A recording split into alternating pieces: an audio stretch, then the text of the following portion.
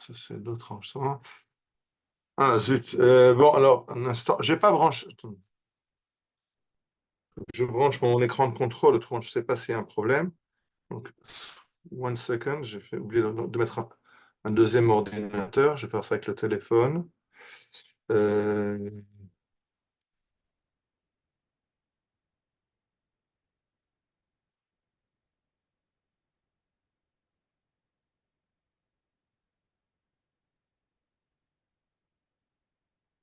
Peut-être encore 30 secondes et ça marche.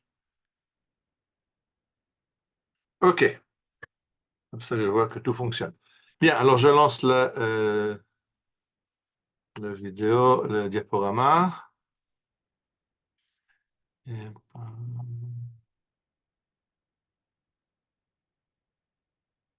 share screen.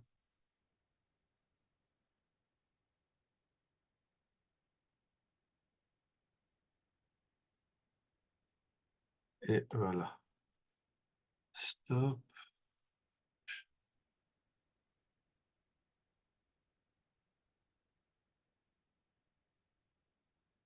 Bien, je m'excuse de ce petit retard. Bien, alors nous nous rencontrons donc pour parler ce soir d'une héroïne oubliée et je veux parler de Olga Khankin. Alors, pourquoi parler d'Olga Khankin? Pour deux raisons. D'abord, parce que euh, j'ai essayé dans les dernières conférences, en tout cas depuis qu'on est en guerre, de choisir des sujets qui ont plus rapport. Et s'il y a une chose dont on est très conscient, c'est que cette guerre de Haravot Barzel, il y a les héros, c'est tous ces soldats qui se battent pour l'État d'Israël, mais il y a toutes les héroïnes qui sont, bien sûr, les soldats qui sont aussi à l'armée, mais toutes ces femmes et ces mères qui sont à l'arrière et qui doivent gérer une famille, aller au travail, et quand les maris sont au front pendant des mois et des mois. Et donc, j'ai décidé de parler ici de nouveau d'une femme qui est dans les coulisses, mais qui est une héroïne à part entière, Olga Khankin. Parce que si je dis le nom de Khankin en Israël, tout le monde sait de qui il s'agit. Yoshua Khankin, Goel Ha'adamot. Il y a beaucoup de personnages dans l'histoire du sionisme qui ont rempli des rôles importants. Yoshua Khankin, c'était le personnage qui a acheté des terrains, d'abord à titre privé, après avec le Keren Kayemet, pour pouvoir après construire des villages agricoles en Eretz Israël. Donc, Yoshua Khankin, c'est l'homme qui a racheté les terrains au Effendi arabe, donc Goel Ha'adamot, le rédempteur de la terre. Mais il y a une femme à ses côtés qui s'appelle Olga et qui a un rôle très important. Et c'est d'elle donc que je veux parler. Bien sûr, on parlera de lui, on parlera de la famille, on parlera de beaucoup de choses. Mais en filigrane, Olga Khankin. Reuven, si tu peux couper les micros, bloque tous les micros parce que c'est très gênant. Il y a des gens qui parlent. Euh, donc, Olga Khankin, et on commence. Donc, vous avez du mal à lire l'organigramme de la famille, c'est pas important. Olga, elle est née Belkind, elle est née dans le sud de la Russie, et on voit en haut ses parents Meir et Shifra qui ont 5 enfants. Olga, Fanny et Alexandra, Sonia, les 3 filles, Israël et Shimshon, les 2 fils. Maintenant, c'est très important parce que cet organigramme, je l'ai pris d'un livre qui s'appelle Les 4 familles. Vous vous rappelez que l'année dernière, j'avais fait une série sur les familles qui ont construit Eretz Israël, les familles du sionisme. On a parlé de quelques familles, j'en ai encore beaucoup d'autres programmes. Les projets ont changé, mais là, on rentre exactement là-dedans, parce que si on regarde, Olga va se marier avec Yoshua Khankin, qui est donc l'homme qui est responsable de l'achat des terrains en Eretz Israël. Son frère, pardon, sa sœur Fanny va se marier avec Israël Feinberg, Lolek Feinberg, qui est un des fondateurs du Bilou. On va en parler, une organisation qui est venue retourner à la terre en Eretz Israël. Et après, on aura aussi une troisième famille, une quatrième famille qui va se joindre, qui est la famille Wilboschitz-Shochat, mais on en parlera un petit peu tout à l'heure. Donc, on parle en fait d'une tribu de 4 familles qui ont une importance énorme dans l'histoire du sionisme, mais commençons par la famille Belkind. La famille Belkind, Meir Belkin, que vous voyez ici en bas à droite, a étudié à la yeshiva de Vologine, donc c'est la plus prestigieuse des yeshivot de Lituanie à l'époque, au 19e siècle, mais il s'est fait éjecter parce qu'il a été chopé en train d'étudier des livres séditieux, il étudie des ouvrages de la Haskalah, il a essayé de se justifier que c'est important de connaître aussi, en dehors de la Torah, d'autres idées, mais ça ne lui a pas servi. Il a été jeté de la yeshiva, c'est pas important, il va rentrer à la maison et alors il ne sera pas rabbin de communauté, mais il aura un cheder, il aura une école pour les petits-enfants.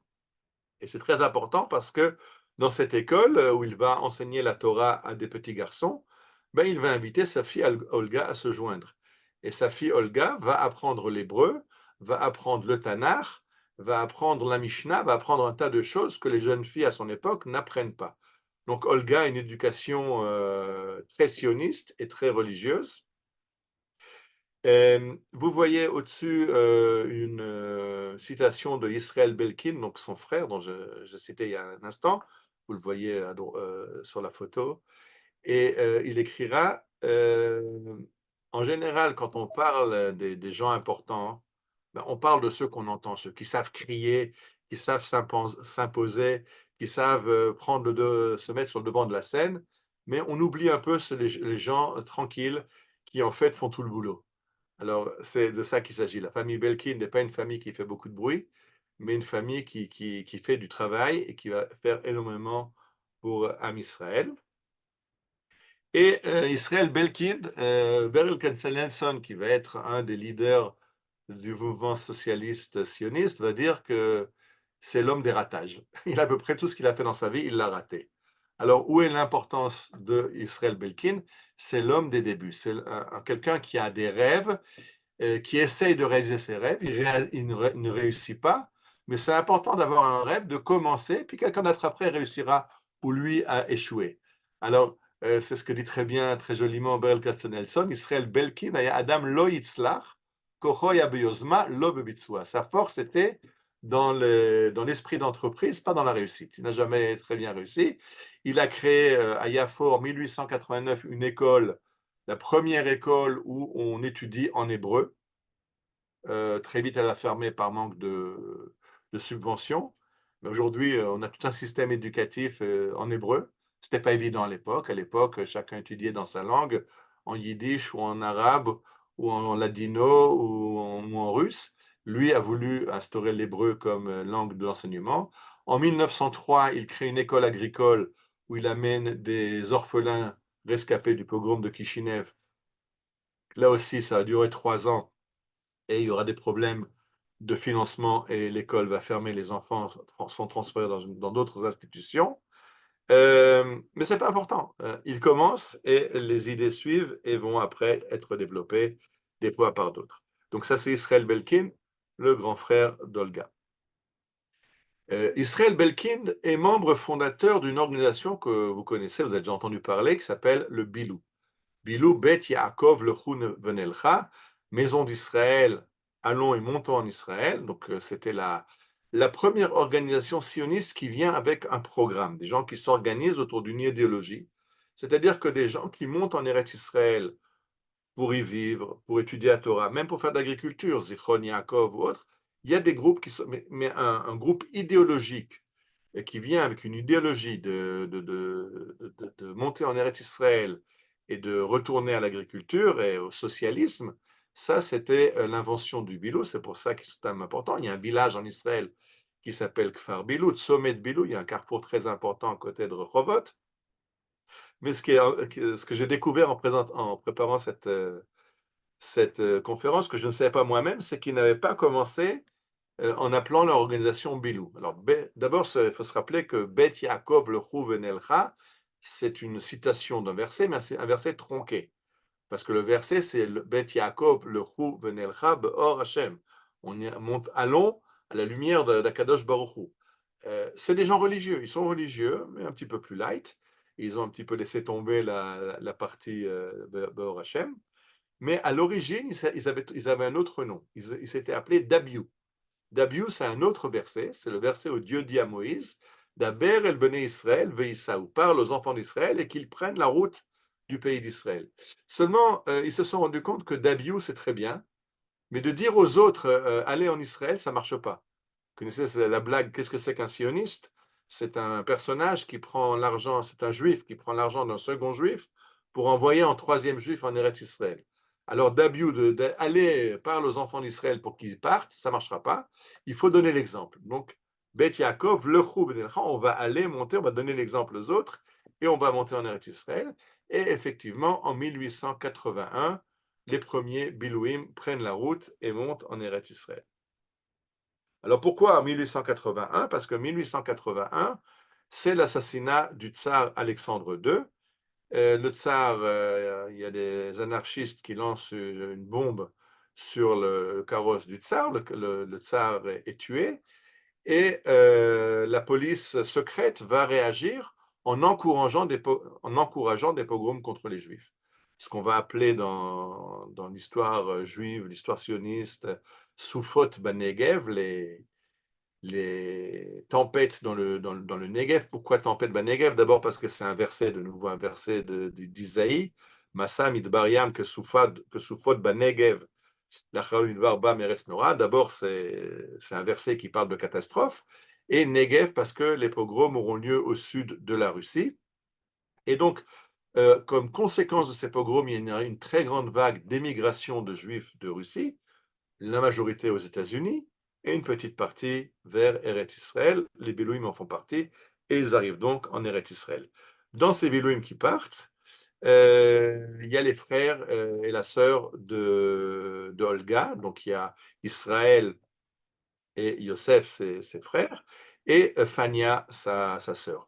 Alexandra est plus jeune, elle est encore à la maison, mais les grands frères et le père et les parents vont suivre. La petite jeune restée pour faire des études, et ils partent en Eretz Israël. Olga, qui elle est en train de faire des études en Russie, ne part pas avec ses frères et sœurs et ses parents. Par contre, elle aide le mouvement. Elle publie des manifestes dans les journaux, surtout dans le Hamelitz, un journal sioniste qui paraît en Russie, et elle parle du fait qu'il faut monter en Eretz Israël. Donc elle fait la propagande sioniste, mais pour l'instant, elle est toujours encore en Russie. Donc elle est déjà importante. C'est pas une femme d'intérieur, une femme cachée, une femme à la cuisine. Elle écrit des articles pour encourager les Juifs à rentrer en Eretz Israël. Je laisse tomber. Et elle veut travailler, elle va apprendre un travail, et le travail qu'elle réussit à apprendre, c'est télégraphiste. Bon, c'est pas elle sur la photo, c'est juste une télégraphiste pour la photo, mais elle se trouve dans la ville de Mogilov comme télégraphiste. Et un beau jour arrive un commandant de l'armée tsariste, le commandant Sergei Féodorov, qui arrive avec toute la hargne et la super d'un officier de l'armée tsariste. Il pose son chapeau, il asperge Olga de neige sans aucun respect, il lui donne un télégramme à envoyer, et elle commence à taper le télégramme. Et alors Sergei Féodorov va lui dire la chose suivante, mademoiselle, je ne sais pas si elle a dit mademoiselle, c'était pas, enfin, et toi, l'employé, pourquoi tu tapes tellement lentement? C'est quoi c'est quoi ce rythme de frappe de mon message? Alors Olga s'en laisse pas compter. Olga se lève, elle quitte son siège, elle se lève, elle lui répond, Monsieur l'officier, si vous n'êtes pas content de la vitesse à laquelle je tape le message, prenez ma place et tapez le message vous-même. Alors là, le Sergueï, il est complètement scotché. C'est quoi ça? C'est quoi cette réponse? Il n'a jamais vu comme ça une jeune fille avec tant de maîtrise de soi et qui ose parler comme ça à un officier du tsar. Euh, il tourne kazakh et il s'en va, et Olga tape son message et attend la réponse. En l'après-midi, la réponse arrive. Ce commandant était responsable de, de poser une nouvelle ligne de chemin de fer dans la région de Mogilov. Quand Olga déchiffre le message, puisque ça arrive en morse, et quand elle le déchiffre, elle se rend compte que le gars est un personnage important. Et quand il arrive pour demander la réponse, il a déjà changé par rapport au matin. Il jette plus sa casquette avec la neige sur la table de Olga, mais il vient avec une rose et il lui parle très poliment: «Mademoiselle, est-ce que j'ai reçu la réponse?» Et elle lui donne sa réponse et elle lui dit: «Je vois que vous êtes un personnage important, j'ai vu d'après les titres qu'on vous donne, alors est-ce que vous pouvez m'aider?» Alors Sergueï, qui est déjà sidéré par cette jeune fille et son aplomb, lui dit: «OK, qu'est-ce que tu veux?» Et elle dit: «Ben, je voudrais faire des études à Saint-Pétersbourg, dans la capitale impériale. Seulement à l'époque, les Juifs n'ont pas le droit de résider. Il y a ce qu'on appelle en hébreu Troum HaMoshav, la zone de résidence, là où les Juifs avaient le droit de résider en Russie. Saint-Pétersbourg n'en fait pas partie. Elle lui dit: «Est-ce que vous pouvez m'obtenir un permis de résidence à Saint-Pétersbourg? Je voudrais faire des études de sage-femme.» Et Sergueï, qui est entièrement soufflé par l'aplomb de cette jeune fille, lui dit: «Je vais essayer.» Et effectivement, il va lui obtenir un permis de résidence à Saint-Pétersbourg et va l'aider à se faire accepter comme élève à l'école de sage-femme de Saint-Pétersbourg. Lui, il est à Mogilev, il s'occupe de son chemin de fer. Et comme ça, cette demoiselle, qui n'a pas encore 20 ans, arrive dans la capitale impériale, la capitale tsariste, et en là-bas, elle rencontre, bon, elle fait l'école de sage-femme, il faut bien qu'elle vive, donc il faut qu'elle travaille. Elle se fait engager dans un hôpital qui s'occupe des jeunes filles de l'aristocratie russe, les jeunes filles de bonne famille qui sont tombées enceintes hors mariage. Il faut s'occuper de leur grossesse, s'occuper de l'accouchement, s'occuper du bébé, tout ça sans faire de vagues, des scandales. Et donc là, d'abord, elle apprend son métier de sage-femme, mais elle commence à connaître un petit peu l'aristocratie russe. Mais ce qui la branche, elle, c'est les cercles réactionnaires, les cercles de ce qui s'appelle les narodnikim. Narodnia, ce sont ces jeunes de bonne famille, de la bourgeoisie, qui pensent qu'il faut changer le système et on peut changer le système par le bas. Donc, c'est des jeunes de la bourgeoisie qui viennent travailler dans les usines, qui viennent travailler dans les villages, dans l'agriculture, pour dire on va changer le système et on va faire tomber le tsar, on va faire un système plus juste. Et Olga Belkind, dans son appartement, accueille des réunions secrètes de ces narodnikim. D'ailleurs, c'est complètement interdit. La police secrète les arrête quand elle le peut. Il y a un pot de fleurs sur la fenêtre. Si le pot de fleurs est sur la fenêtre, c'est qu'on peut monter pour la réunion. S'il n'y a pas de pot de fleurs, restez à distance. Il y a la police qui rôde. Et en plus des narodnikim, elle découvre les activistes sionistes. Et elle va aussi assister aux réunions des activistes sionistes. Et elle va aussi en inviter chez elle. Et elle va rencontrer Yalag, Yudalev Gordon, elle va rencontrer Zev Tiomkin et tous les activistes sionistes qui tournent à Saint-Pétersbourg, dans la capitale. De nouveau, c'est aussi une activité subversive pardon, et interdite par la police du Tsar. Donc c'est une jeune fille qui prend beaucoup de risques. Mais alors, coup de tonnerre. Un beau jour, elle rentre de ses cours, elle se promène avec ses amis le long du fleuve, et tombe nez à nez avec un officier de l'armée tsariste, Sergueï Féodorov, le gars qui lui a qui lui a organisé son permis de séjour à Saint-Pétersbourg, qui est tombé amoureux fou, le coup de foudre directement quand il l'a rencontré. Elle aussi approuve des sentiments pour lui, et ils commencent à flirter ensemble. La jeune juive révolutionnaire et sioniste, et l'officier tsariste, et elle va l'amener dans les réunions des Narodnokim, des réunions sionistes qui sont entièrement interdites par les lois russes. Elle emmène là-bas un officier russe qui sympathise. Ça va aller très loin, elle va même tomber enceinte de Sergueï. Ça ne va pas arriver à terme, elle va avoir une fausse couche. Et cette fausse couche va mal se passer, et c'est pour ça que Olga n'aura jamais d'enfant. Mais la famille qui est montée en Eretz Israël commence à se poser des questions sur qu'est-ce qui se passe avec Olga, et puis c'est quoi cet officier russe avec qui elle sort. Il faudrait rapidement la sauver des bras de cet officier russe. Il faut la faire venir en Eretz Israël. Alors d'abord, il y a des liens épistolaires. Ça, c'est une lettre que lui envoie son frère Israël Belkind. Shalom Olga Ekara, comment ça va à Saint-Pétersbourg? Tu ne nous racontes pas qu'est-ce qui se passe? Est-ce que la vie est dure, la vie est belle? Qu'est-ce qui se passe? Moi, je t'écris d'un nouvel endroit où nous sommes installés en Eretz Israël, à Yunkara, qu'on a appelé maintenant Rishon LeZion. Ne crois pas que c'est facile, c'est très difficile. Petah Tikva, c'est très sale. Yafo, c'est très pauvre. il n'y a pas de boulot, mais on n'est pas venu pour se plaindre, on est venu pour changer la situation. Et le père va plus loin parce qu'il veut faire venir sa fille en Eretz Israël. Il lui écrit que Fania, sa sœur, donc, qui est mariée avec Yosef Feinberg, est enceinte. Maintenant, Olga, tu es sage-femme, viens aider à l'accouchement de ta sœur, puisqu'il n'y a pas de sage-femme en Eretz Israël. Elle est amoureuse de son Fyodorov à Saint-Pétersbourg. Donc, ce qu'elle décide, elle va venir pour 1 ou 2 mois en Eretz Israël, s'occuper de sa sœur, et après, elle retourne à Saint-Pétersbourg. Elle va effectivement venir en Eretz Israël, mais elle ne quittera plus jamais Eretz Israël. Alors, elle arrive et ce sera donc la première sage-femme avec diplômée qui arrive en Eretz Israël. Et très vite, elle va faire une grande clientèle parmi les Juifs, parmi les Arabes, parce qu'à l'époque, pour accoucher, on a le choix ou demander l'aide des voisines ou alors toutes sortes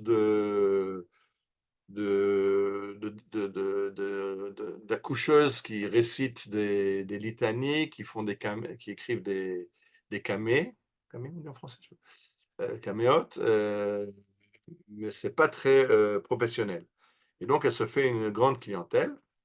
Et là, il faut maintenant que je passe à Yoshua Khankin, puisque Olga Belkin va devenir Khankin. Alors, qui est Yoshua Khankin? Yoshua Khankin, c'est un jeune homme qui a 16 ans à l'époque, qui vient en Eretz Israël, elle est déjà plus âgée, qui vient avec ses parents qui font aussi partie du Bilou et qui vont donc s'installer dans ce premier village du Bilou à Rishon LeZion. C'est un garçon qui sait se battre. Donc, quand il y a des rixes avec les Arabes, il sait se défendre. Vous voyez la photo, les yeux rêveurs, les cheveux longs. Ça, c'est Yoshua Khankin qui vient donc avec ses parents à Rishon LeZion. À la même époque, les Chovevet Sion, donc le mouvement des amants de Sion en Russie, se rend compte qu'il y a un grand problème, puisque les Juifs rentrent en Eretz Israël et qu'ils veulent acheter des terrains pour faire de l'agriculture, mais ils ne savent pas acheter des terrains. Ils ne comprennent rien à la mentalité, ils ne parlent pas la langue arabe, ils ne comprennent rien à la mentalité arabe, ils ne comprennent rien au système légal turc. Donc c'est le fiasco total, parce qu'ils se font rouler par les vendeurs. Ils achètent, mais souvent après, ce n'est pas entériné par la loi turque, interdit toutes sortes de choses. Ils se retrouvent avec des contrats qui ne sont pas valables. Et donc, ils décident de créer une organisation pour acheter les terrains. Ils vont appeler ça le Vaad Chalutze Yesud HaMa'ala. Vous le voyez à gauche, avant-garde comité pour la colonisation de la Palestine. Il crée ce comité en mars 82 et le père Khankin en fait partie. Yoshua Khankin aussi va aider. Donc, c'est le début de ce qui va être sa mission de toute sa vie, d'acheter des terrains en Eretz Israël.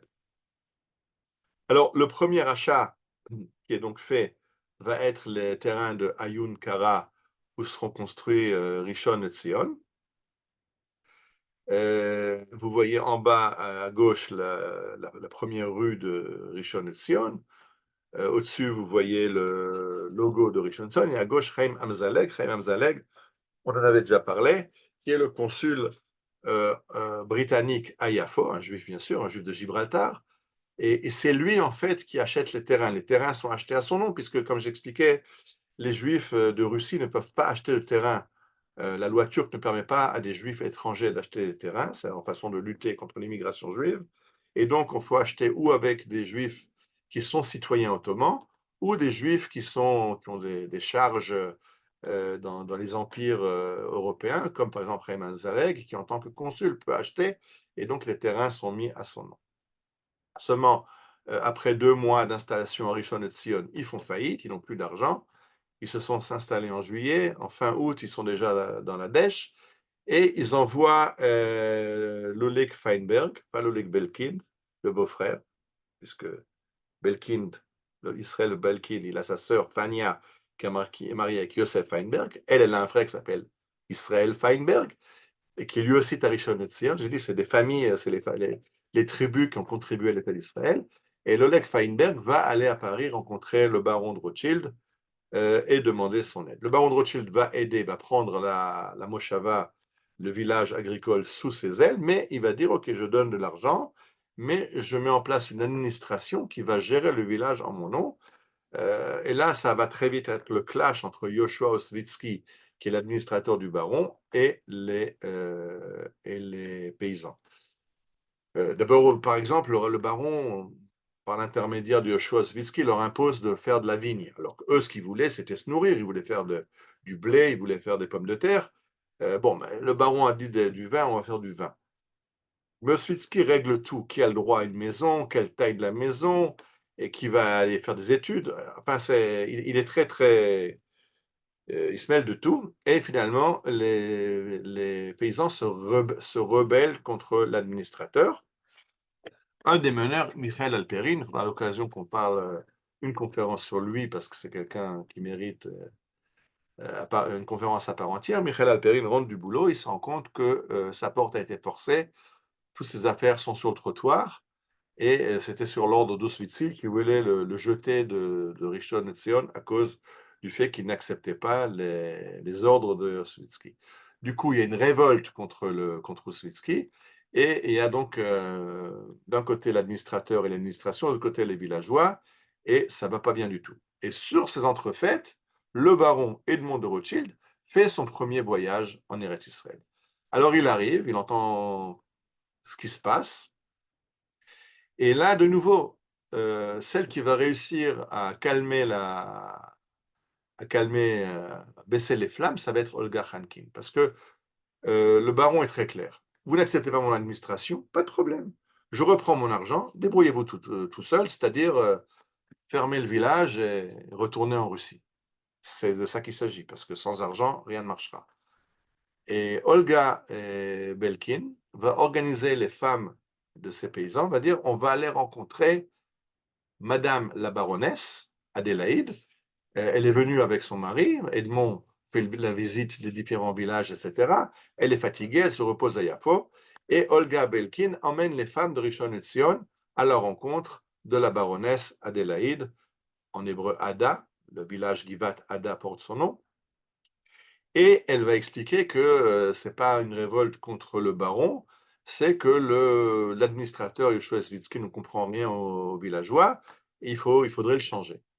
Et finalement, ce que ça va réussir, elle va en parler à son mari, et Edmond de Rothschild va accepter de chasser Yoshua Oswitsky, c'est-à-dire on ne va pas le chasser, le jeter complètement, mais on va lui donner un autre poste ailleurs.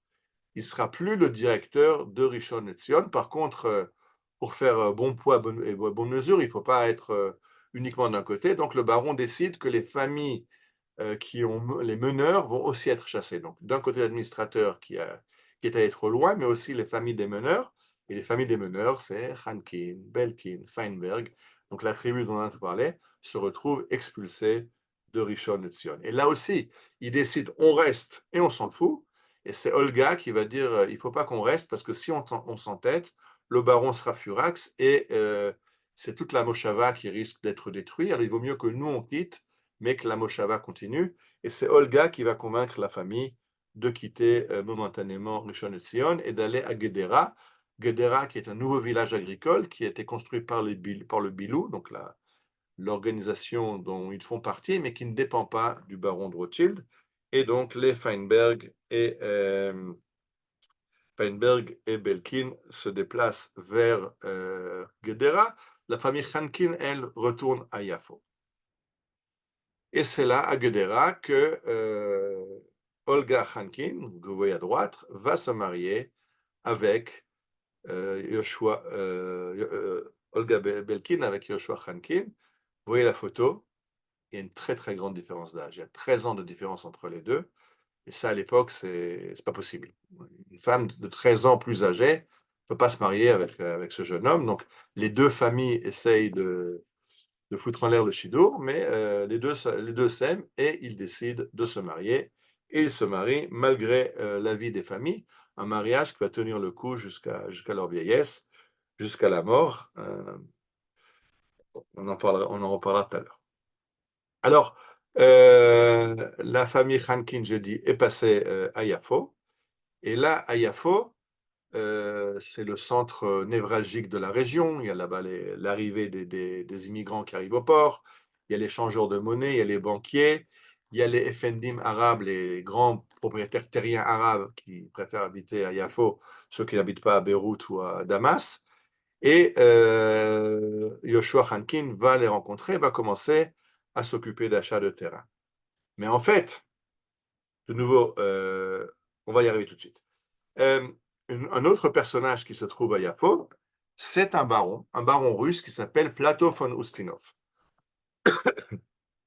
Plato Ustinov est un officier de l'armée tsariste qui a été blessé à la guerre, qui ne peut plus combattre et qui commence à s'intéresser aux antiquités, ça c'est pas grave, mais il fait une grosse erreur, il se convertit au protestantisme. Et ça, c'est interdit par la loi en Russie.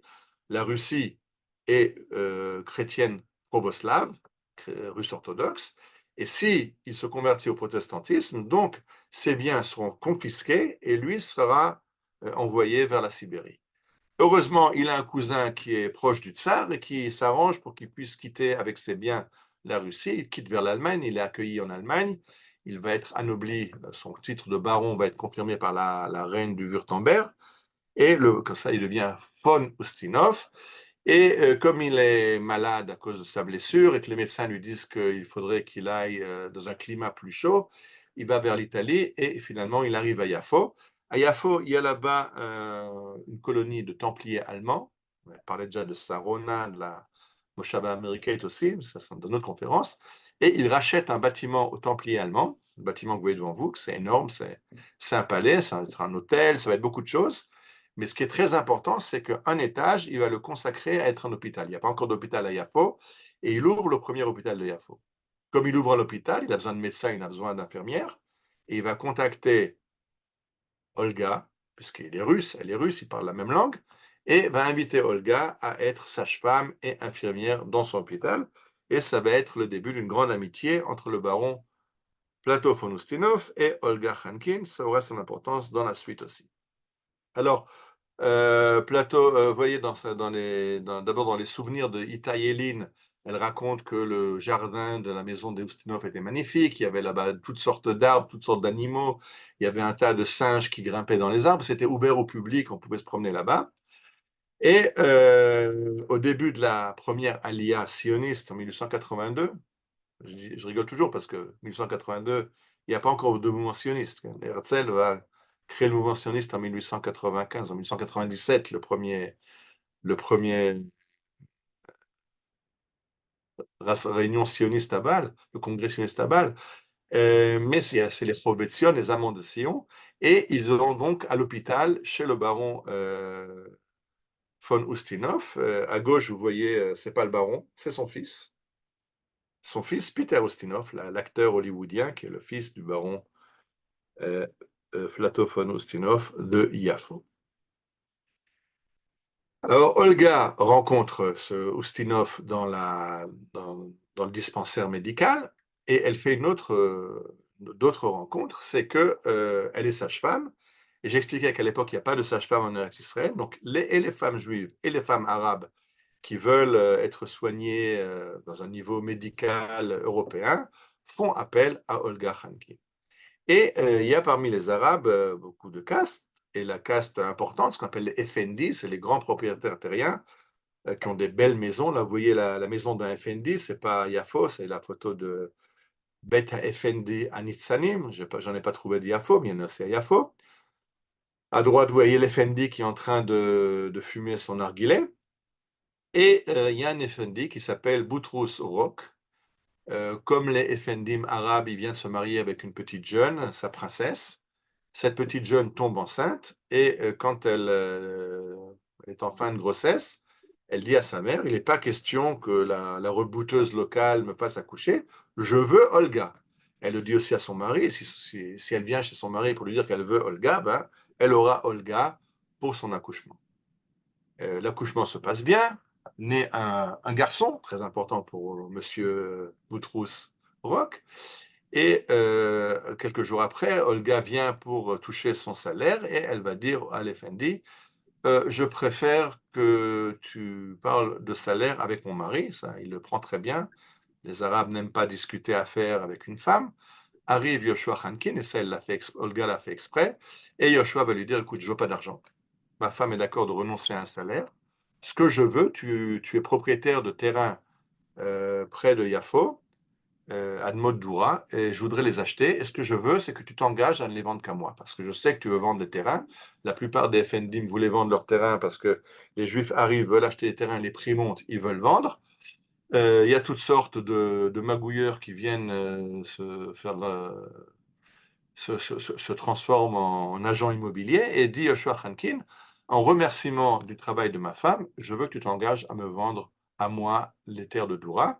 Et Boutrous Rock accepte. C'est à Yoshua Hankin qu'il va vendre les terrains. Donc le premier achat de Yoshua Hankin, il le doit à Olga. On a déjà vu que c'est elle qui a sauvé Rishon LeZion. Maintenant, c'est elle qui aide son mari à se lancer dans sa mission, ce qui va être la mission de sa vie, d'acheter des terrains, grâce au fait qu'elle a accouché la femme de l'Effendi. Et donc, il achète 10 000 dunams. 10 000 dunams, c'est 1000 hectares. Khirbet Douran, c'est là où va être créée une moshava qui va s'appeler Rehovot. Il y a un petit problème, en fait, il y a deux problèmes. C'est que Yoshua, d'abord, s'est engagé à payer un acompte non remboursable et à payer le solde en quelques mois, quand il n'a pas le premier centime de cet argent qu'il s'est engagé à payer. Alors, il pensait que c'est très facile. Il a maintenant des terrains, il va réussir à les vendre à des organisations sionistes ou des gens qui arrivent en Israël. Mais il y a beaucoup de politique et il n'arrive pas à les vendre.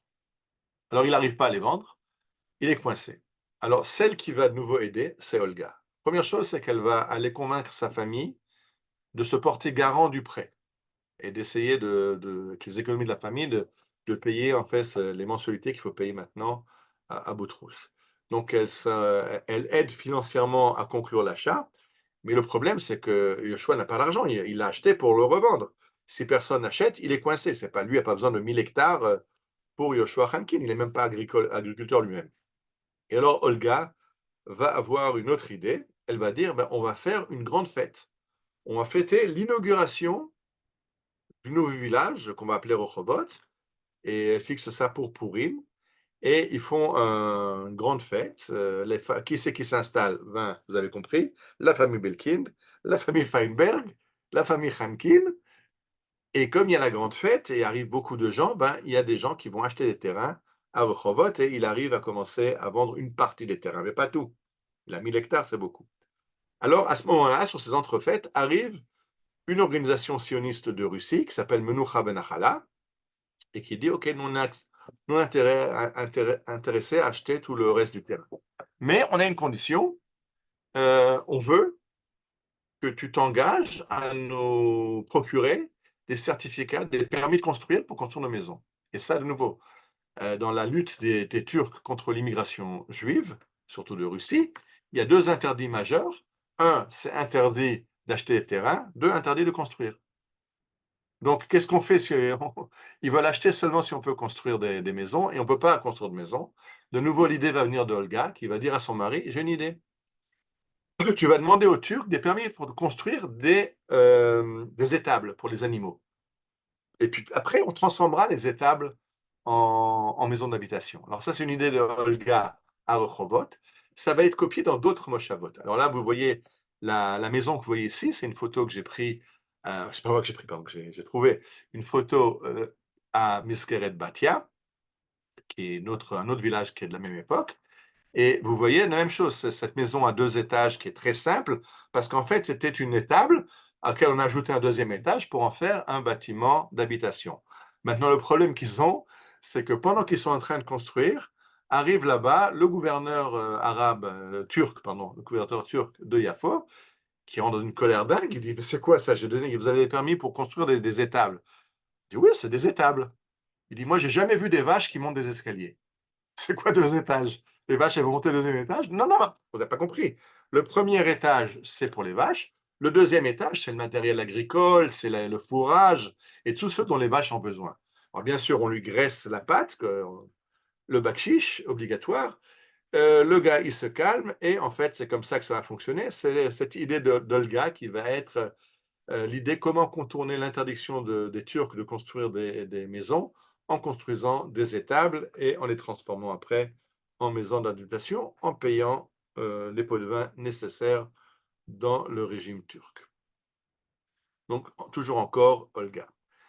De là, Yoshua explore, tourne pour chercher les terrains. Les prochains terrains qu'il va trouver, un endroit qui s'appelle Al-Hadera, aujourd'hui la ville de Hadera, mais à l'époque, c'est un endroit de marécage. Al-Hadera en arabe, ça veut dire la verte, parce que ce sont des marécages. Et quand il arrive là-bas, il se fait attaquer par des bédouins, il rentre à la maison, il est blessé. Olga est infirmière, elle va le soigner, elle va le réconforter, et la prochaine fois qu'il retourne là-bas, elle va l'accompagner. Je dis, c'est une importance. C'est l'héroïne, elle est dans les coulisses, mais dans les coulisses, comme acteur de premier plan, même si c'est dans les coulisses, puisque c'est elle qui va encourager Yoshua à ne pas perdre courage et à acheter ce terrain de Hadera. Le problème, c'est que Hadera, j'ai dit, ce sont des marécages sévères.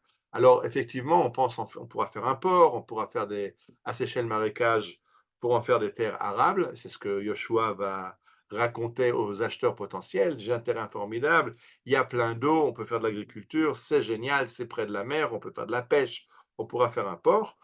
Le problème, c'est que l'assèchement des marécages, ça ne va pas être évident. Ça va prendre très longtemps. Là, vous voyez le travaux d'assainissement.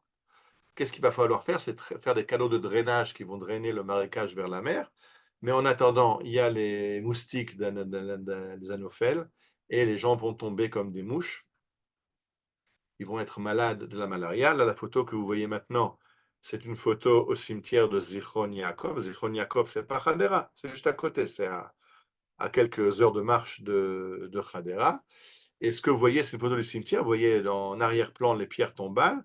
Et toutes les petites pierres que vous voyez devant vous, les petites matzevot, ce sont des pierres tombales d'enfants. Donc il y a des dizaines d'enfants qui meurent de la malaria. Et il n'y a rien à faire. Il n'y a même pas de nom sur les matzevot. Il y a quelqu'un qui a une fois demandé aux anciens de Hadera pourquoi il n'y a pas de nom sur les matzevot. Ils disent, on ne pouvait pas. Si on avait mis des noms et qu'on s'était attaché aux enfants, on n'aurait jamais pu rester là-bas. Il fallait qu'on oublie et qu'on continue. Mais c'est très compliqué parce que maintenant, Olga Khankin, qui est infirmière, elle se trouve à Hadera et elle aide à soigner les gens malades de la malaria. Alors à l'époque, les soins, c'est la quinine. Alors elle est en train de faire une piqûre de quinine à un malade. Quand il y a un gosse qui l'appelle, viens vite à la maison, ma mère accouche. Elle arrive chez cette femme pour aider à l'accouchement. Arrive son mari, il dit fous le camp de la maison. Toi, la femme d'un assassin, tu vas venir accoucher ma femme. Ton mari, c'est un assassin. Par sa faute, on a déjà perdu 2 enfants. Tout le monde meurt. Tu nous as vendu des terrains où rôde la mort. On ne peut pas te voir ici.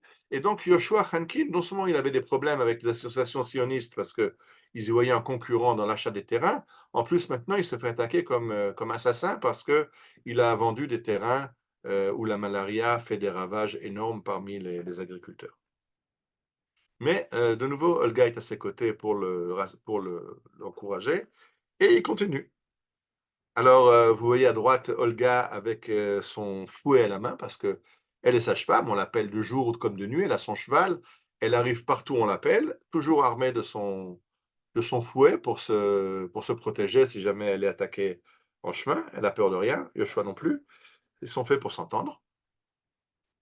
Là, vous voyez dans leur vieillesse, on voit clairement la différence d'âge entre Yoshua et Olga, mais c'était un couple qui restait très uni jusqu'à la fin, bien qu'il n'ait jamais pu avoir d'enfant, je vous ai dit, à cause de la fausse couche qu'elle avait faite à Saint-Pétersbourg. Sur ces entrefaites, l'Okhrana, on est en 1903, 1902, l'Okhrana, donc la police secrète du Tsar, veut envoyer un enquêteur en mission spéciale en Palestine. Qu'est-ce qu'il faut comprendre?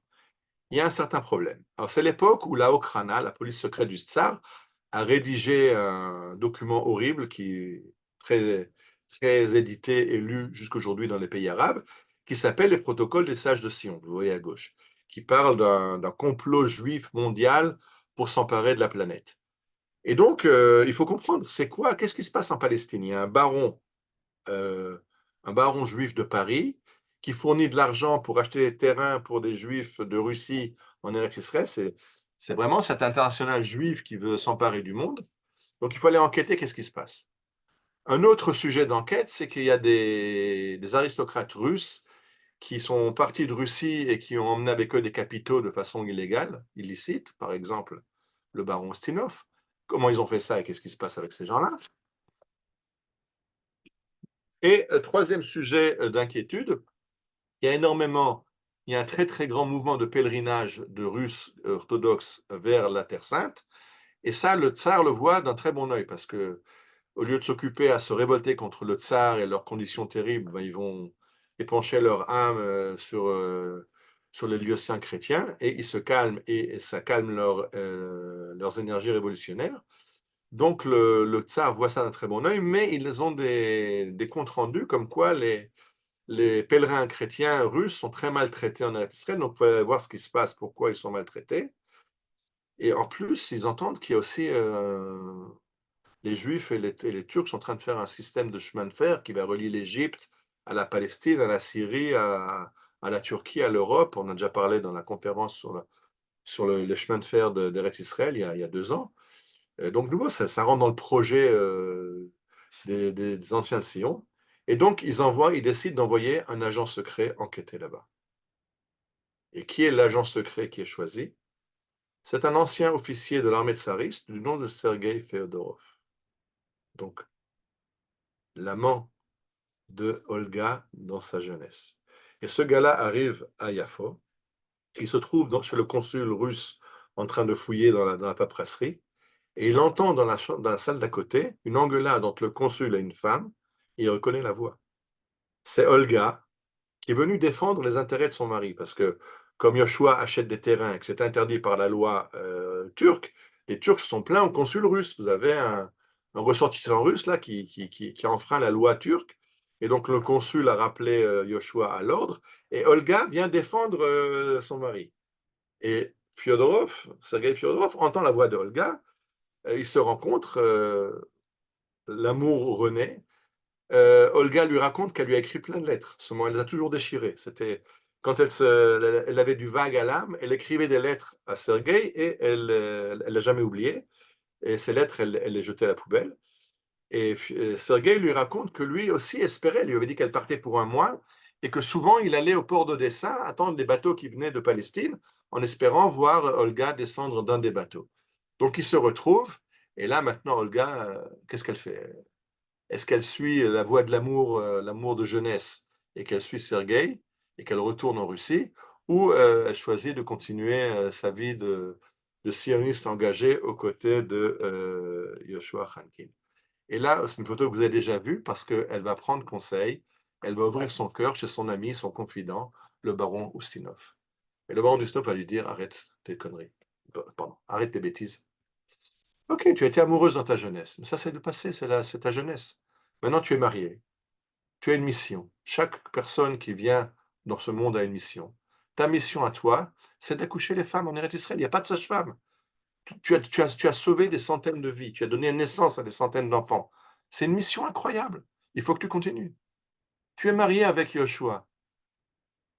Yoshua, il a besoin de toi. Il lui dit quelque chose d'incroyable. Il lui dit en fait, tu crois retrouver l'amour dans les bras de Sergueï. C'est pas l'amour qui te manque. Ce qui te manque, c'est ton instinct maternel. Il te manque d'avoir un enfant. Mais ça, tu n'en auras plus, tu ne peux pas en avoir. Et c'est pour ça que la Providence t'a fait épouser Yoshua Khankin. Yoshua, c'est un enfant. Il a d'abord 13 ans de moins que toi. En lui, c'est un rêveur, un illuminé. Et en fait, ton instinct maternel, il trouve son épanchement dans le fait que tu es marié avec Yoshua. Alors reste avec Yoshua et laisse tomber le Sergueï. C'est un très bon conseil du baron von Ustinov. Et sur ces entrefaites, il y a un nouvel attentat en Russie et Sergueï est rappelé en Russie et ça c'est pour le bien de tout le monde. Et on ferme la parenthèse, Sergueï Fyodorov, Olga reste en Israël avec Yoshua et Sergueï rentre en Russie. Il y a le pogrom à Kishinev, il y aura 50 juifs vont être massacrés, beaucoup de dizaines, de centaines vont être blessés. Il y a une jeune fille qui, à la suite du pogrom de Kishinev, arrive en Eretz Israël, qui s'appelle Mania Wilboshvitz. Mania Wilboshvitz, elle aussi, à l'époque, l'année dernière, j'avais pensé faire une conférence sur elle, encore plus que sur Olga. Elle le mérite aussi. C'est aussi une femme un peu spéciale. Mania Wilboshvitz, elle est révolutionnaire russe, les Narodnikim. Les Narodnikim ont fait un attentat contre von Plehve, le ministre du Tsar, le ministre antisémite qui a déclenché les pogroms de Kishinev. Et elle se trouve en Allemagne pour acheter des armes pour la révolution. Et ça, c'est ce qui va la sauver parce que ses amis sont arrêtés et condamnés à mort. Elle n'était pas en Russie à ce moment-là. Et son frère va décider de l'exfiltrer vers la Palestine, où elle a déjà un frère qu'elle aime beaucoup qui s'appelle Tanhum. Et Nahum Wilboshitz, son frère, est marié avec la fille de Yosef Feinberg. Donc on revient toujours dans ce cadre de ces familles, Belkin, Feinberg, Khankin, Wilboshitz. Mania arrive, et donc elle va devenir très proche de Olga et Yoshua qui vont l'accueillir. Pour Olga, ce sera la fille qu'elle n'a jamais eue. Elle est beaucoup plus jeune que lui. Et pour Yoshua, où elle est beaucoup plus proche de l'âge, comme il est tout le temps en train de se promener sur le terrain pour chercher des terrains à acquérir, elle va l'accompagner dans ses chevauchées pour chercher des terrains. Euh, Là, vous la voyez avec son futur mari, Israël Shochat. Dans la photo de droite, pardon, dans la photo de droite, vous les voyez tous les deux. Au centre, debout, c'est Israël Shochat. À gauche, c'est Mania. À droite, c'est Rachel Yanaït, la future épouse de Ben Tzvi. Et de nouveau, si vous regardez les âges, c'est pour ça que je les ai mis ici, Mania est né en 1878 et Israël est né en 1886. Il a aussi 12 ans de moins qu'elle. C'est une réédition du couple Olga et Yoshua. Maintenant, c'est Mania et Israël. Et Israël va être un des fondateurs du Hashomer, l'organisation de garde et de protection des villages. Et Mania Shochat est pas loin derrière, parce que Mania, j'ai dit qu'elle allait acheter des armes pour la révolution. En fait, elle avait déjà été arrêtée par la Okra, la police du Tsar. En prison, elle était tombée amoureuse d'un officier enquêteur. Mais quand il est devenu un petit peu trop pressant, elle l'a abattu d'un coup de pistolet. Alors, voilà, ce sont Et Olga et Mania, on peut faire des conférences rien que sur elles, ce sont des femmes très spéciales, bien sûr. On a besoin du cadre, c'est pour ça que je raconte aussi sur Yoshua et les Feinberg, etc. Mais des héroïnes dont on n'a pas assez parlé. Mania Shochat, si, on en a beaucoup parlé. En Israël, on connaît ça, nom qu'on connaît. Olga Shochat, on connaît moins. Mais Mania Wilboshitz Shochat est plus connue. Alors, je reviens maintenant à Yoshua Khankin, qui va maintenant étendre ses achats. Il va arriver à Beyrouth chez un Effendi qui s'appelle Soursou, qui est riche. Vous voyez sa maison à Beyrouth. C'est pas une petite maison. Le mouvement sioniste, le Keren Kaimet, qui veut acheter les terrains de la vallée d'Israël. L'homme Eusleisen, Emek, allons racheter les terrains de Emek Israël, la vallée où on va construire les premiers kibbutzim. Il y aura là-bas aussi les Moshavim, il y aura En Harod, Mayan Harod, Tel Yosef et Nahalal, etc. Et c'est Yoshua Khankin qui est derrière pour acheter cette fois-ci 60 000 dunams, donc 6 000 hectares. C'est le plus grand achat jamais fait. Seulement, le directeur du KKL, il dit non, d'accord, acheter Eretz Israël, d'accord, mais non, là c'est trop cher. Et puis c'est idiot d'acheter des terrains agricoles. Il vaut beaucoup mieux acheter des terrains urbains, ça se vend bien, les prix montent, alors que les terrains agricoles, on ne sait jamais où est-ce on met notre argent, on risque de perdre l'argent. Et donc le directeur du KKL refuse de débloquer les fonds, refuse d'acheter des terrains.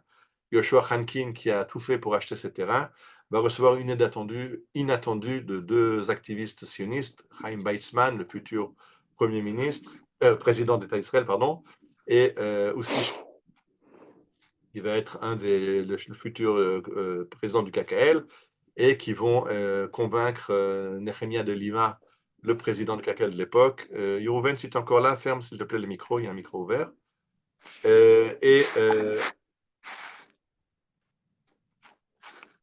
Il va donc réussir à acheter les 6000 dunams.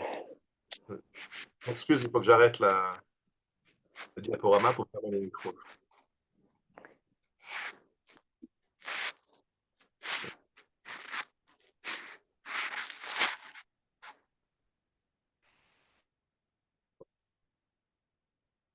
C'est intempestif et c'est chaque fois la même chose. Je m'en excuse. Bien.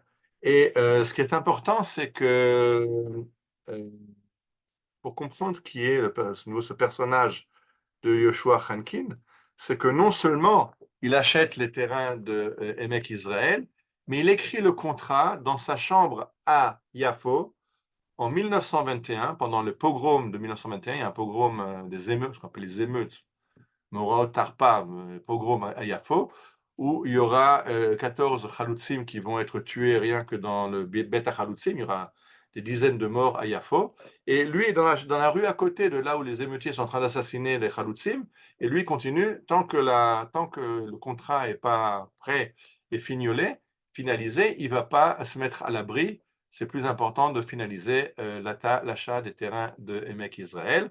Là, vous voyez à droite le Bet Chalutz, la plaque qui rappelle que 14 Chalutzim ont été assassinés là-bas dans le pogrom de 1921. Et à gauche, le Matsevet Achim, il y a un tombeau, une tombe commune où sont enterrés les victimes du pogrom de 1921 dans le cimetière Trumpeldor à Tel Aviv. C'était prévu j'ai une balade prévue là-bas à l'occasion. On ira sur le terrain. Là, on a la liste des achats. Je ne vais pas faire le détail. Tous les achats que Yoshua Hankin fait dans la vallée d'Israël. Il écrit des mémorandums pour le KKL, comment racheter, etc. À gauche, c'est une lettre écrite par un avocat du KKL qui va défendre devant les tribunaux la cause, parce qu'il faut comprendre que l'achat des terrains se fait en deux fois. D'abord, on achète le terrain à l'Effendi, c'est le grand propriétaire terrien qui, lui, se trouve à Beyrouth, se trouve à Damas. Ils sont dans des villes plus agréables que Yafo, qui est une ville sale et où il n'y a rien à faire. Donc, il faut acheter les terrains. Une fois qu'on a acheté les terrains, on se retrouve avec des terres où il y a là-bas des métayers. Et il faut aussi dédommager les métayers pour leur dire quittez, on a acheté le terrain. Alors, légalement, pour leur dire on a acheté le terrain, dégagez. Mais le mouvement sioniste va aussi dédommager les métayers. Et là, à gauche, c'est l'histoire d'un procès où les métayers de la vallée d'Israël vont dire ah non, les terrains nous appartiennent. Vous avez acheté à l'Effendi, mais nous, on travaille, on est sur place, c'est à nous. Il y aura un procès. Et finalement, le tribunal va donner gain de cause au KKL. Mais malgré ça, bien que le terrain est à nous, on va quand même dédommager les métayers et les aider à se réinstaller ailleurs. Alors, Ussishkin, qui était à l'époque un des chefs de Chovetzion et qui plus tard sera, j'ai dit, le président du KKL, à droite, vous voyez Yoshua Hankin, vous le connaissez déjà maintenant, et Menachem Ussishkin va dire que sans avoir la propriété de la terre, on ne pourra jamais faire ici un pays juif. Et il dit une terre s'achète de deux façons, ou par de l'argent, ou par la force, par la guerre, ou par le fait qu'il est sous tutelle, qu'on est le gouvernement. Il dit comme le gouvernement n'est pas juif, c'est les Turcs à l'époque, comme par la guerre, on n'a pas d'armée pour prendre le terrain, mais il y a une solution, c'est d'acheter, et ça, c'est ce que fait Yoshua. Donc, Menachem Ussishkin soutient Yoshua Hankin, et j'ai dit tout à l'heure, c'est lui qui va cautionner l'achat des terrains de la vallée d'Israël contre l'avis du directeur du KKL. Arthur Rupin, qui est le délégué du mouvement sioniste en Eretz Israël, va dire j'ai rencontré beaucoup de gens en Eretz Israël, mais la capacité de se focaliser sur une tâche et de ne penser à rien d'autre qu'à cette tâche, ça c'est Yoshua Hankin. Il a un seul but, c'est d'acheter les terrains. Il ne regarde pas à droite, il ne regarde pas à gauche. Il a un objectif et il fonce tout droit. Un instant, alors, ok. Arthur Rupin dit du bien de Yoshua Hankin. Il va l'aider dans les achats. Mais la conférence, je rappelle, elle est sur Olga. Alors pourquoi je parle d'Arthur Rupin? Parce que de nouveau, le fait que Arthur Rupin, qui veut acheter des terrains pour le mouvement sioniste, va parler à Hankin, à Yoshua Hankin, c'est de nouveau en arrière-plan Olga Hankin qui est derrière. Pourquoi? Parce que Arthur Rupin se marie avec Selma. Et là, c'est un mariage, ils n'ont que 2 ans de différence. Elle est plus âgée, mais de 2 ans, ce n'est pas une grande différence. Le grand problème, c'est qu'ils se marient déjà à un âge avancé pour l'époque. Selma a 36 ans quand il se marie, Arthur Rupin en a 38. 38 ou 34, je ne sais plus dans quel sens. cas, enfin, c'est Olga qui va de nouveau aider à la grossesse et à l'accouchement de Selma Roupin. De là, elle va devenir amie avec le couple Arthur et Selma Roupin et va dire à Arthur Roupin, tu sais, mon mari, tu peux l'engager, lui, il sait acheter le terrain, il connaît la mentalité des Arabes, il sait il sait discuter avec eux, et c'est elle, c'est en fait Olga de nouveau, qui dans la coulisse va brancher Arthur Roupin sur Yoshua Khankin, et grâce à ça, le mouvement sioniste va utiliser Yoshua Khankin comme racheteur de terrain. Mais de nouveau, c'est Olga qui est derrière. Et là, vous voyez, dans ces vieux jours, Yoshua Khankin, Olga est déjà décédée, elle est morte 11 ans avant lui. Et quand il va dire, je reconnais que je n'ai eu un seul but dans la vie, c'est de racheter les terrains d'Eretz Israël. Je n'ai fait que ça, je n'ai pensé que ça, que je n'ai travaillé que ça. Et c'est pour ça que j'ai jamais été satisfait tant qu'il y a encore des terrains à acheter. Quand il quittera ce monde, il aura acheté 750 000 dunams, 75 000 hectares de terrain en Eretz Israël. À l'époque, les Juifs possèdent 2 millions d'hectares, 2 millions de dunams en Eretz Israël. Donc, un tiers de tous les acquis juifs en Eretz Israël, on les doit à ce personnage, Yoshua Hankin. Et vous avez compris que tout ce qu'a fait Yoshua Hankin, c'était grâce à Olga dans les coulisses. C'est elle qui lui a fait rencontrer l'Effendi Boutrous Rock dans son premier achat de Ayukara. C'est elle qui a sauvé le village de Rishon LeZion. C'est elle qui l'a encouragé après qu'il était attaqué à Hadera et qu'il commençait à perdre espoir. C'est elle qui va lui faire rencontrer Arthur Rupin. C'est elle qui va aller chez le consul russe pour essayer de l'empêcher de chasser Yoshua en Russie parce qu'il enfreint les règles du pouvoir turc. Donc une femme de grande envergure dans les coulisses du mouvement sioniste. Une dernière photo pour se rappeler de ce couple incroyable. Yoshua Khankin décide de construire une maison pour leur vieux jour à côté de Hadera, là où il a acheté les terrains de la malaria sur la colline qui domine la mer. Derrière, en arrière, on voit les terrains qu'il a achetés. Devant, on voit la mer. À gauche, vous voyez la maison comme il l'a construite. Vous la voyez aujourd'hui avec ce quartier de Hadera s'appelle aujourd'hui Givat Olga, la colline de Olga, au nom de Olga Khankin. Et ce bâtiment, qui était la maison qu'il avait construite pour elle, est devenu un café. La maison était classée monument historique, c'est devenu un café. Je ne sais pas ce qui se passe parce qu'ils ont fermé dans le Corona et je ne sais pas s'ils ont rouvert parce qu'il y a un problème d'éboulement. Il y a eu des éboulements de terrain et c'est un petit peu dangereux. La maison risque de partir dans la pente et pour l'instant, le café n'a pas rouvert depuis le Corona. Donc, ils n'ont pas habité dans cette maison puisque c'était l'année où Olga est décédée. Yoshua a acheté un terrain pour être enterré sur les montagnes du Gilboa, au-dessus de Mayan Harod. Quand vous allez au Gan Leumi, au parc de Mayan Harod, dans le parc, vous pouvez visiter le tombeau de Yoshua et Olga Khankin, Mayan Harod. Là, vous voyez Givat Olga dans les années 1950, on voit quelques maisons et beaucoup de terrains vagues. Et là, vous voyez Givat Olga et en arrière-plan Hadera aujourd'hui, avec tout un village vacances au bord de la mer, une plage magnifique. Et ça, c'est Kfar Hayam, tout ça, ce sont des appart-hôtels pour les vacances, avec piscine, avec terrain de sport. Givat Olga, bien sûr, il y a aussi un village qui porte le nom de Yoshua Khankin, Kfar Yehoshua. J'ai dit je voulais parler d'une héroïne parce que dans cette guerre de Kharabot Barzel, on parle beaucoup d'héroïne. Je vais parler d'une héroïne. Et j'ai parlé en parlant d'Olga Khankin des familles Khankin, Belkin, Feinberg et Wilboschwitz. Et ça continue encore les générations après. Hein. Je ne veux pas maintenant développer parce que peut-être à l'occasion, il y a encore tellement à raconter sur ces familles-là qu'on pourrait faire une suite. Je ne veux pas maintenant, je n'ai pas au programme. Mais je donne 3 noms qui sont connus dans la suite de ces familles. Abshalom Feinberg, donc Fania Feinberg, la sœur de Olga, mariée à Yosef Feinberg, ont un fils Abshalom, qui sera membre du NILI, l'organisation d'espionnage au profit des Anglais pendant la Première Guerre mondiale. Et il va disparaître en mission dans le désert du Sinaï, tué par un bédouin. On retrouvera sa dépouille à la guerre des 6 jours.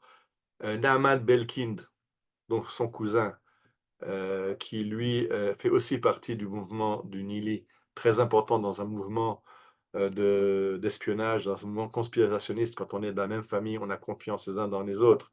Naaman Belkin a été arrêté et pendu à Damas par les Turcs pendant la Première Guerre mondiale. Et à gauche, plus proche de nous, Dora Dvora Bloch, qui est la fille de Yosef Feinberg, donc c'est toujours la même famille. Et Dora Dvora Bloch était dans l'avion d'Air France, l'Airbus, qui a été kidnappé à Entebbe. Et quand Tsahal a libéré les otages d'Entebbe, Dora Bloch était à l'hôpital et donc n'a pas été libérée dans le cadre de l'opération Mifta Yonatan, et elle a disparu. C'est uniquement quelques années après qu'on a appris que Idi Amin Dada l'avait fait assassiner et qu'on a retrouvé sa sépulture. Donc il y a encore l'histoire des familles Belkin, Feinberg, Khankin continue encore jusqu'à l'histoire moderne. Voilà, on a fini cette conférence. On a parlé un petit peu d'une héroïne et de familles qui ont aidé à constituer l'État d'Israël. Je coupe là la diaporama, si je me rappelle où. Allô? Pardon. Non, j'ai perdu le contrôle. J'ai perdu le contrôle.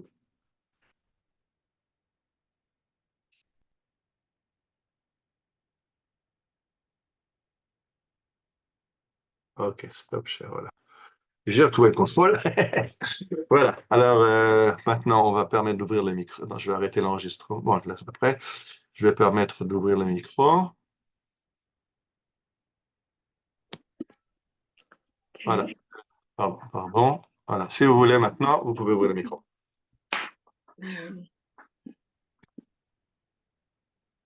Oui? Quelqu'un voulait parler? Fantastique. Oui. Pachout, Meratek. Mhm. C'est très spécial.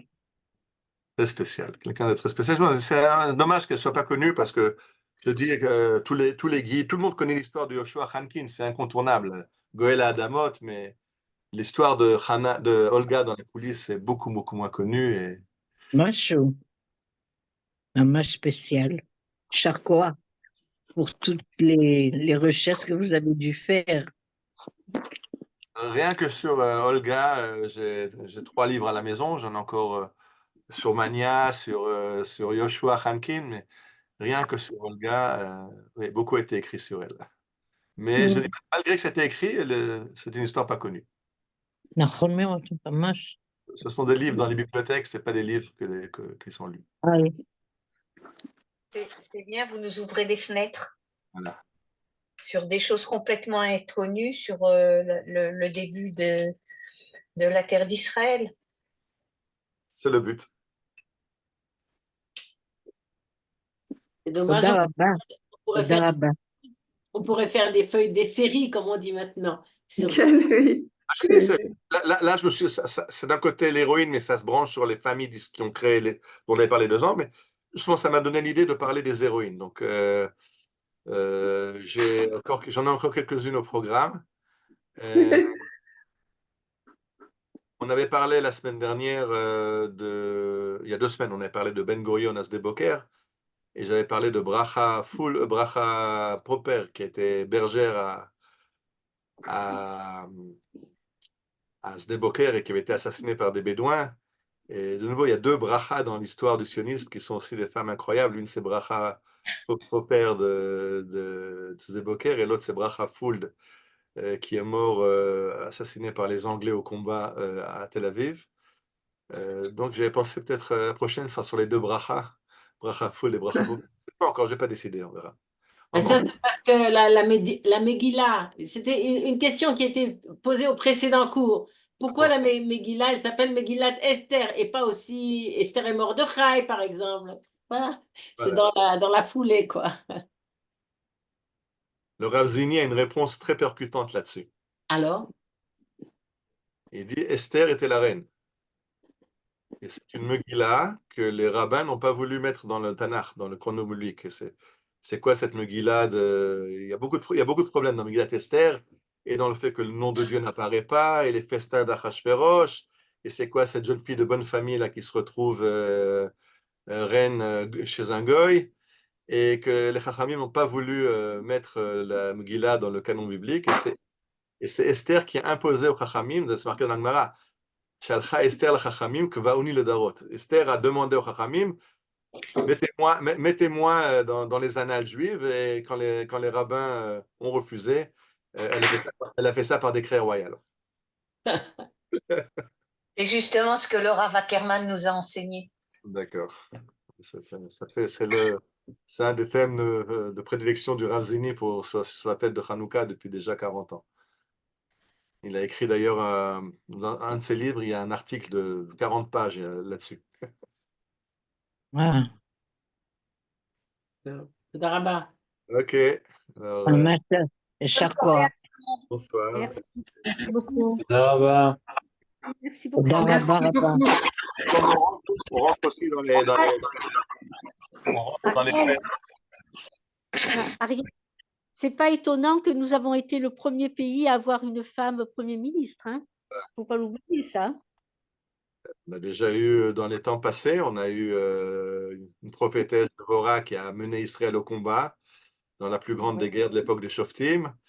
On a une reine qui est un peu problématique, Atalia. On ne se la rappelle pas en bon, mais on a eu une reine à l'époque des Hashmonaïm, Shlom Tzion Amalka, qui était aussi quelqu'un de...